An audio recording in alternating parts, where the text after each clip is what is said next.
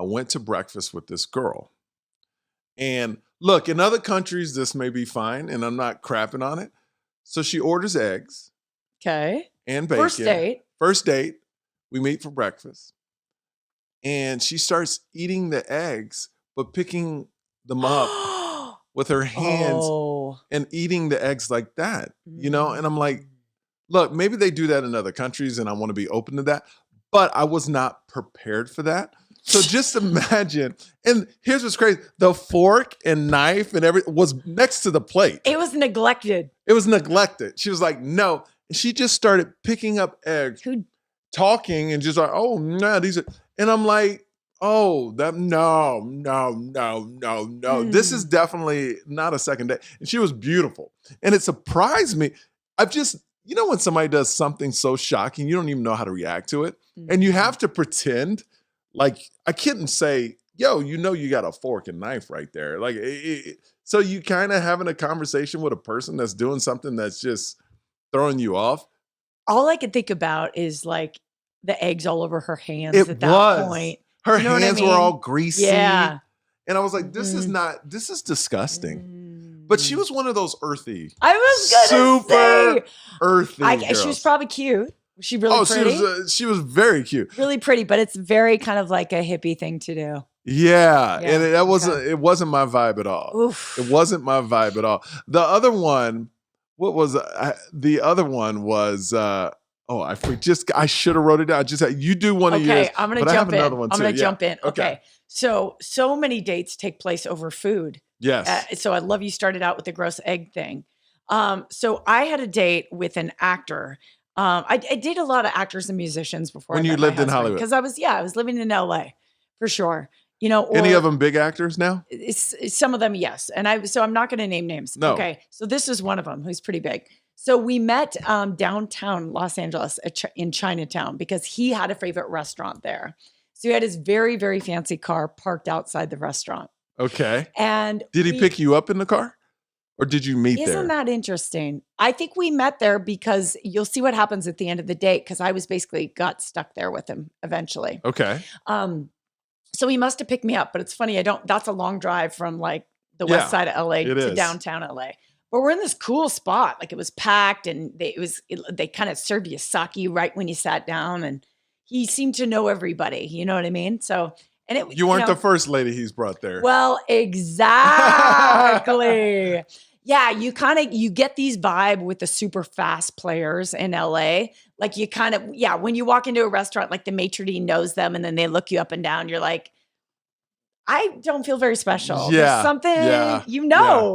You've seen this, right? I've seen this and maybe done this in the past, but okay. This was my first date with this person. So I was just sort of like very much like, hi, I'm JJ. I do not know you at all. Like, were you in awe of who they were already? Mildly, but I'd already talked to them in my neighborhood. We actually hung out at the same coffee shop. Okay. So I'd had several conversations sitting down with this person. So this guy. So I wasn't like in awe of him at all. I was definitely like what I lead with on a first date is sort of like, I'm cool. Let's have fun. Yeah. Yeah. Do you relate to that? Yeah. Yeah. I'm just there to have fun. Let's have fun and see what happens. Have fun. And see what happens. Let's have fun. Yeah. Let's show each other who we are and have fun. So I think we started to order and he very much, right away knew the menu and sort of said, well, we're going to have this. And I was like, okay, this is his spot or his joint. And then the weirdest thing was like, he got a phone call and then the phone call is like, this is my friend. She's Russian. She might come down and join us. And then I'm just kind of like it's one of those kind of freeze frame, like dinner keeps coming and I'm still trying to connect. And I'm like, there's another woman who's going to be joining us. So then I'm kind of confused. Like, is this a date? Or is this a friend thing? I thought this was a date, but now there's like a Russian model coming to meet us. Okay. So this girl is on her way to come and meet us. So it's getting a little weirder as time goes on. So how's the conversation with the guy at this time? It's interesting, a little bit, but I wouldn't say there was like a connection. I didn't feel like I really was secure with what was going on. Like, oh, he just really likes me. He wants to have a good first date. it was kind of there was a space between us. So we go out on the parking lot, and he carried a man bag, like a Merce, like a little man bag, but it didn't have a strap on it. It was more just like a toiletry bag. A very, very high end toiletry bag. So we go out in the parking lot, and we're about to get into his very fancy car, or thinking about it. And he's taking another call from his friend, this woman who's coming down to, we're going to go to the next place. It's definitely like going to be a party night. Okay. Do you know what I mean? So she didn't make dinner, No, she didn't make it. Must have been good for you. Like, Yeah. you're like, okay, this is good. Yeah, because I think, I've said this to you before, I think underneath it all, when I was single, I didn't think of it this way, but I think I was looking to connect with someone. So I'm still like, well, maybe we're connecting. I hope we're connecting. So he opens the trunk of his car, and he's messing in the man bag. He has his little bag, his man bag, and a cop pulls into what is basically like a mini mall kind of in Chinatown, downtown LA. You can kind of imagine it. He turns around, sees the cop, and shuts the back of his car because the bag is there open. And then he locks his keys in the trunk of the car.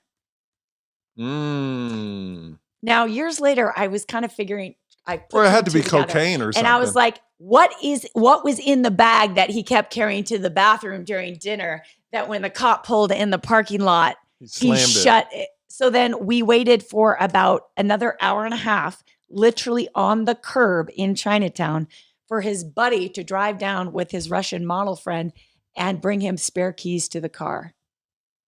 So this was before Uber, night. Obviously. Way before Uber. So this is probably 2003.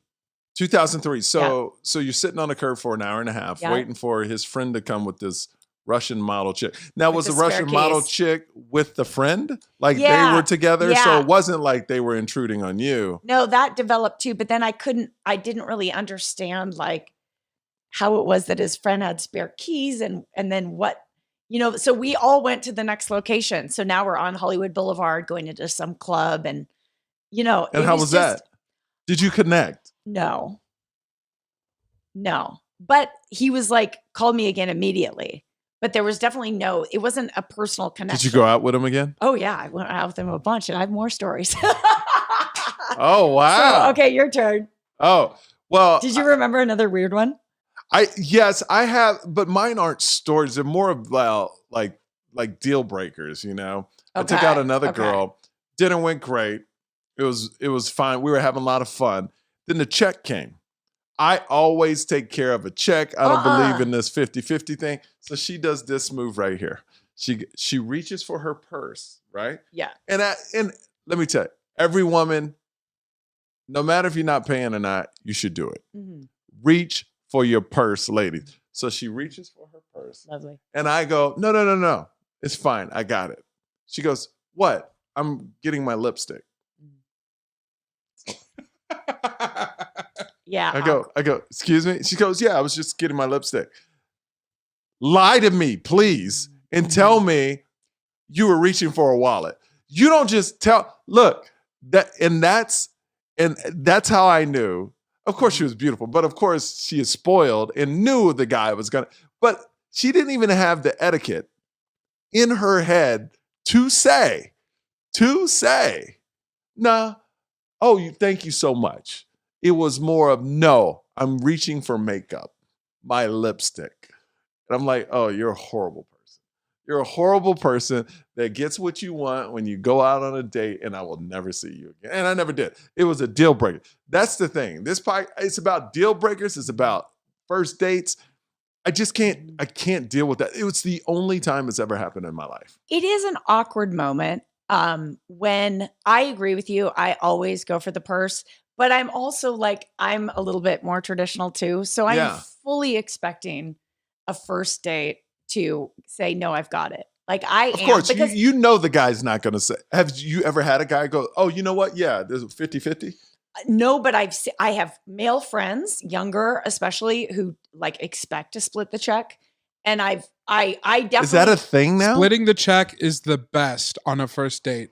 Get it out of here, Alex. What are you talking about, Let me tell you why. No. So, yes. No. Because if you... Romance dead. Yes. If you split the check on a first date, it leaves everything on neutral grounds. You don't feel the need or guilt to have a second date. Oh, you don't get it out. No. It's that's why it's the best. Let me tell you why I have that paid makes for no my first dates, but I'm just saying, like, if somebody pushes splitting the check like more than like once, like twice, I'll take it, because in my head they want something like neutral, and I totally I'm okay with that. That's Alex in the closet, by the way. If you Well, can't tell by the yeah, sound, right, I'm he's in in the the closet closet of the podcast room because of that thought.